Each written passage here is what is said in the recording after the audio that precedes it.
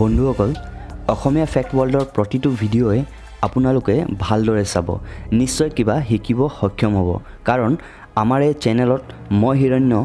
এনে ফেক্টছ আৰু এমেজিং মিষ্টেৰিয়াছ ৰহস্যৰ ঘটনাৰ ৰিয়েল ফেক্টছবোৰ লৈ আহোঁ যিবোৰ আপুনি মিছা বুলি ক'ব নোৱাৰে কাৰণ গুগলত এই ফেক্টসমূহ বিচাৰিলে নিশ্চয় পোৱা যাব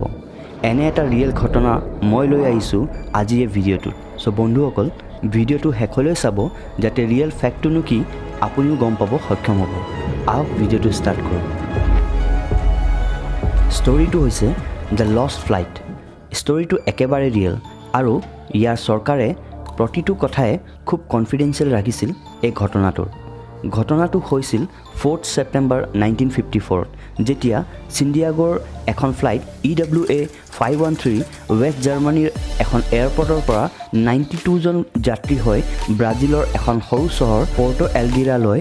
যাত্ৰা আৰম্ভ কৰিছিল যাত্ৰাটো মুঠ 18 ঘণ্টিয়াৰ আছিল কিন্তু ফ্লাইটখনৰ টেক অফ কৰাৰ কিছু সময় পিছতে কণ্ট্ৰল ৰুমৰ পৰা সম্পৰ্ক একেবাৰে ভাঙি গ'ল বহু দিন হৈ পৰিল কিন্তু ফ্লাইটখনৰ কোনো এভিডেন্সে নোপোৱা হ'ল আৰু অতি সোনকালে সাৰ্চ মিছন আৰম্ভ হ'ল ফ্লাইটখন বিচৰাৰ বাবে যাতে কোনোমতে ফ্লাইটখনৰ কিবা এটা সঠিক খবৰ গম পায় কিন্তু কিছু বছৰ পাছত এই সাৰ্চ মিছন প্ৰায় বন্ধ কৰিব বাধ্য হ'ল আৰু সকলো মানি ল'ব বাধ্য হ'ল যে ফ্লাইটখন আৰু ঘূৰি নাহে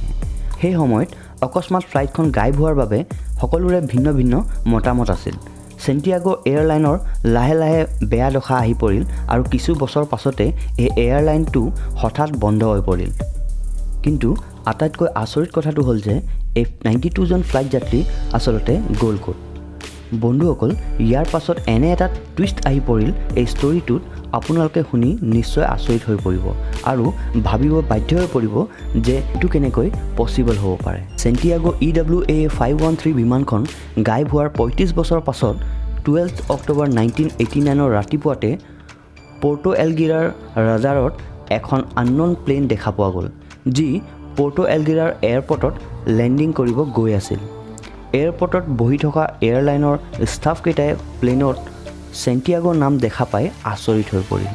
তেওঁলোক আচৰিত হৈ পৰিল যে হঠাৎ কোনো ছিগনেল নিদিয়াকৈ কেনেকৈ এখন প্লেন লেণ্ডিং কৰিব গৈ আছে এয়াৰপৰ্টৰ ষ্টাফ আৰু মেম্বাৰসকলৰ মাজত এটা এক্সাইটমেণ্ট আৰু ভয়াৱহ পৰিস্থিতি আহি পৰিল সকলোৰ এটাই প্ৰশ্ন যে অকস্মাত ক'ৰ পৰা আহি পৰিল এই চেণ্টিয়াগো বিমানখন কিছু সময় পাছতে ফ্লাইটখন লেণ্ড হ'ল আৰু সকলোৰ চকু কেৱল ফ্লাইটখনৰ ওপৰত এয়াৰপৰ্টৰ ষ্টাফকেইজনে দৌৰ মাৰি চাই যে ফ্লাইট চেণ্টিয়াগো EWA 513 আজি 35 বছৰৰ পাছত তেওঁলোকৰ চকুৰ সন্মুখত 35 বছৰৰ আগত টেক অফ কৰা চেণ্টিয়াগো 513 অকস্মাত আজি কেনেকৈ আহি পৰিল সকলোৰ মাজত কেৱল এটাই প্ৰশ্ন ভিডিঅ'টো চাই থাকক বন্ধুসকল এতিয়াতো কেৱল ষ্টাৰ্টহে হৈছে আচল টুইষ্ট এতিয়াও বাকী আছে আৰু কিছু ৰহস্য এতিয়াও খুলিব বাকী আছে এয়াৰপৰ্টৰ ছিকিউৰিটিয়ে বহু চেষ্টা চলাই চেণ্টিয়াগো 513ৰ পাইলটৰ লগত সম্পৰ্ক কৰাৰ চেষ্টা কৰিল কিন্তু সকলো চেষ্টাই বিফল হৈ পৰিল শেষত এয়াৰপৰ্টৰ ছিকিউৰিটিয়ে প্লেনখনৰ দৰ্জা নিজে খুলি ভিতৰত প্ৰৱেশ কৰাৰ এটা ডিচিজন ল'লে প্লেনখনৰ দৰ্জা খুলি ছিকিউৰিটি ভিতৰলৈ প্ৰৱেশ কৰিল প্লেনখনৰ ভিতৰৰ পৰিস্থিতি দেখা পাই ছিকিউৰিটি কেইটাৰ চকু মাথাত আহি পৰিল তেওঁলোকে দেখি আচৰিত হৈ পৰিল যে প্ৰতিটো সিটত এটাকৈ স্কেলেটন অৰ্থাৎ জকা বহি আছে তাকো সিট বেল্ট সৈতে ঘটনাটো সঁচাই ভয়ংকৰ যে যি পেছেঞ্জাৰ ফ্লাইটখন টেক অফৰ সময়ত ধুনীয়াকৈ সিট বেল্ট সৈতে যাত্ৰা আৰম্ভ কৰিছিল সেই যাত্ৰী প্লেনখনৰ লেণ্ডিঙৰ সময়ত জকালৈ পৰিৱৰ্তন হৈ পৰিল তাকো 35 বছৰৰ পাছত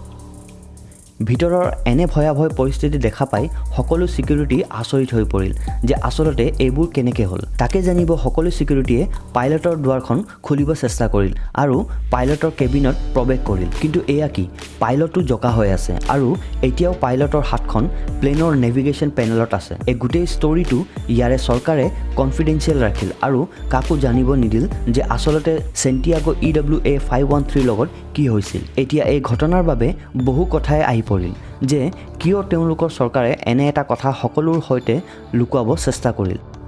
ফ্লাইটখন কেনেকৈ এটা স্কেলটনে লেণ্ড কৰিল এয়াৰপৰ্টত লেণ্ডিং কৰাৰ ঠিক আগমুহূৰ্তত জকাকেইটা মানুহ আছিল আৰু লেণ্ডিং কৰাৰ পাছতে জকালৈ পৰিৱৰ্তন হৈ পৰিল এনে বহু আচৰিত ধৰণৰ প্ৰশ্নৰ সৈতে চেণ্টিয়াগোৰ এই ষ্টৰিটো মেৰ খাই পৰিল এনে বহু প্ৰশ্ন যেনেদৰে আমি ভাবি আছোঁ সেই সময়ত পেৰানৰ্মেল ইনভেষ্টিগেটৰৰ মগজতো ঠিক এনেদৰে প্ৰশ্নৰ বৰষুণ আহি পৰিল, যাৰ বাবে তেওঁলোকে ইয়াৰ ৰিচাৰ্চ আৰম্ভ কৰিল। শেষত বহু কনক্লুজন আহি পৰিল আৰু এনে এটা কনক্লুজন লৈ আহিল ডক্টৰ আটিলয়ে, যিজন সেই সময়ৰ খুব বিখ্যাত পেৰানৰ্মেল ৰিচাৰ্চাৰ আছিল। তেওঁৰ মতে 4 ছেপ্টেম্বৰত ফ্লাইটখন টেক অফ হ'ল আৰু টাইম বাবলত এণ্টাৰ হ'ল আৰু 1989ত লেণ্ড হ'ল। চিধা ক'বলৈ গ'লে EWM 513 টাইম ট্ৰেভেল কৰি 1951ৰ পৰা 1989ত লেণ্ড হ'লহি। কিন্তু প্লেনখনৰ বহু এনে প্ৰশ্ন আজিও এটা ৰহস্য হৈ থাকিল। কি সঁচা কি মিছা ইয়াৰ আচল ৰহস্য আজিও সকলোৰ পৰা লুকাই আছে। চ' বন্ধুসকল, আজিৰ ভিডিঅ'টো ইমানেই আছিল। আশা কৰোঁ ভিডিঅ'টো ভাল লাগিল। এনে অদ্ভুত ৰহস্যজনক ঘটনালৈ মই উপস্থিত হ'ম আপোনালোকৰ চেনেল অসমীয়া ফেক্ট ৱৰ্ল্ডত। নতুনকৈ চেনেলটো চাই আছে যদি ছাবস্ক্ৰাইব কৰি ন'টিফিকেশ্যন বেল আইকনটো প্ৰেছ কৰিব নাপাহৰিব। মই হিৰণ্য আকৌ লগ পাম আন এটা ইণ্টাৰেষ্টিং ভিডিঅ' লৈ। তেতিয়ালৈ বাই।